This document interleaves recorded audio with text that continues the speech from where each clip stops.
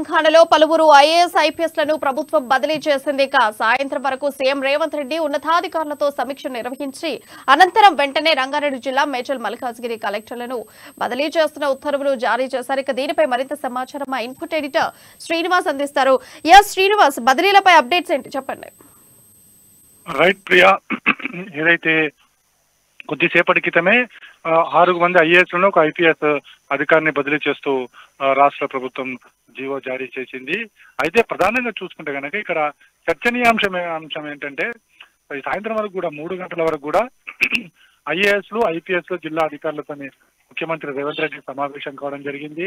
ఏదైతే 6 గ్యారంటీల అమలుకు సంబంధించి, అదేవిధంగా రాష్ట్రంలో డ్రగ్స్ దానిపై ఉక్కుపాదం మోపే విధంగా, అదేవిధంగా కబ్జాలకు సంబంధించి ఈ అంశాల అన్నిటి మీద కూడా ముఖ్యమంత్రి రేవంత్ రెడ్డి అదేవిధంగా మంత్రులు కలిసి ఐఏఎస్లు ఐపీఎస్లతో సమీక్ష నిర్వహించారు. అందులో కూడా సీరియస్ గా కొంతమంది అధికారులతో సీరియస్ గా చెప్పడం జరిగింది. ఏదైతే తాను అనుకుంటున్న లక్ష్యాలను తనతో పాటు కలిసి పనిచేయాల్సి ఉంటుంది, 18 గంటల పాటు పనిచేయాలి, లేకపోతే వారందరినీ కూడా తప్పుకోవాలి బాధ్యతల నుంచి అని చెప్పేసి కూడా ఒక హెచ్చరిక లాంటిది చెప్పడం జరిగింది. కానీ చెప్పిన కొద్ది నిమిషాల్లోనే పలువురు ఐఏఎస్లని బదిలీ చేయడం, అందులో ముఖ్యంగా చూసుకుంటే కనుక కలెక్టర్లను, రంగారెడ్డి జిల్లా కలెక్టర్ను అదేవిధంగా మేడ్చల్ మల్కాజ్గిరి కలెక్టర్లను కూడా బదిలీ చేయడం జరిగింది. అదేవిధంగా పలువురిని ముఖ్య శాఖల నుంచి బదిలీ చేస్తూ వారిని మరో శాఖకు బదిలీ చేయడం జరిగింది. సో మొత్తానికి చూసుకుంటే కనుక రేవంత్ రెడ్డి సర్కార్ ఏదైతే అనుకున్న లక్ష్యాలను సాధించే దిశలో ముందుగా అధికారులని, ఉన్నతాధికారుల బదిలీ మీదనే దృష్టి సారించింది. తద్వారా ఏదైతే అనుకున్న లక్ష్యాలను ఈజీగా చేరుకోవచ్చనే ఒక ఆలోచనతోనే ఈ నిర్ణయం తీసుకున్నట్లు మనకు కనిపిస్తుంది. ఎందుకంటే మనకి ఇప్పుడు ప్రొహిబిషన్ ఎక్సైజ్ డిపార్ట్మెంట్ లో ఇప్పటివరకు ఉన్న జ్యోతి బుద్ధ ప్రసాద్ ను బదిలీ చేయడం జరిగింది. ఆయన బదిలీ చేస్తూ రవాణా శాఖకు బదిలీ చేయడం జరిగింది.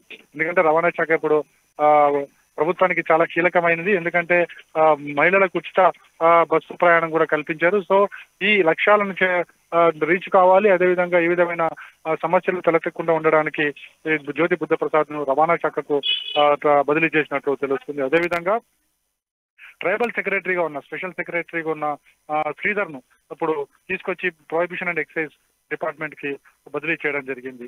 అదేవిధంగా భారతి హోలికేరి రంగారెడ్డి జిల్లా కలెక్టర్ గా ఇంతవరకు ఉంది.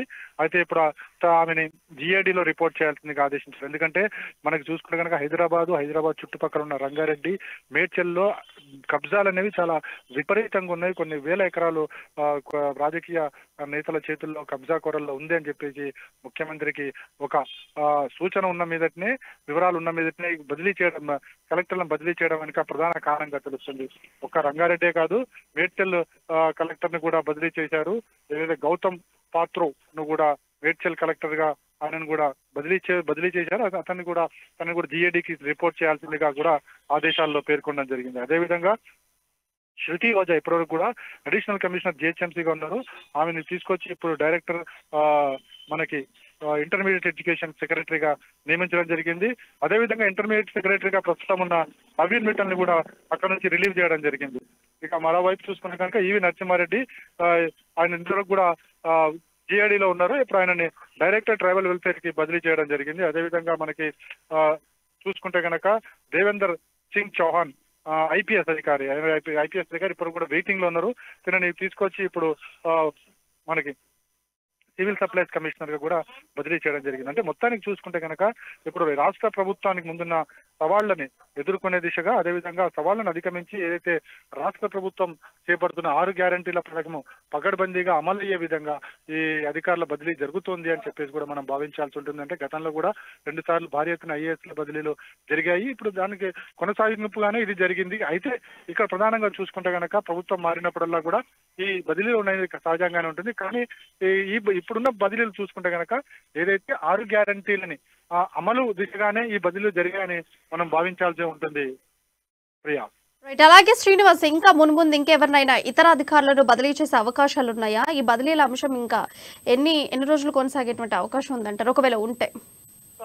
పాలనలో ఒక భాగం మాత్రమే. అంటే సమర్థులైన అధికారులను దగ్గర పెట్టుకుని ప్రభుత్వం తను చేయాల్సిన కార్యక్రమాలను అధికారుల ద్వారా చేస్తూ అందుకు సమర్థులైన అధికారులు కావాలి. అదేవిధంగా ప్రభుత్వంతో కలిసిపోయి పనిచేసే అధికారులు కావాలి. అందులో భాగంగానే ఈ బదిలీల ప్రక్రియ అనేది కొనసాగుతుంది. లేదా ఏదైనా శాఖలో అధికారి సమర్థవంతంగా పనిచేయడం లేదన్నప్పుడు ఆ శాఖ నుంచి బదిలీ చేసి అక్కడ మరో సమర్థగల అధికారిని వేయడం సహజంగానే ఉంటుంది. అది అయితే మునుముందు కూడా ఇలాంటి బదిలీలు అయితే ఉంటాయి ఖచ్చితంగా. ఎందుకంటే ఇప్పుడు రేవంత్ రెడ్డి ప్రభుత్వానికి ముందున్న ప్రధానది 6 గ్యారెంటీల స్కీమ్ అమలు కాబట్టి ఆ స్కీమ్ ని పకడ్బందీగా అమలు చేసేందుకు అవసరమైన చోట్ల బదిలీలు సహజంగానే ఉంటాయి ప్రియా.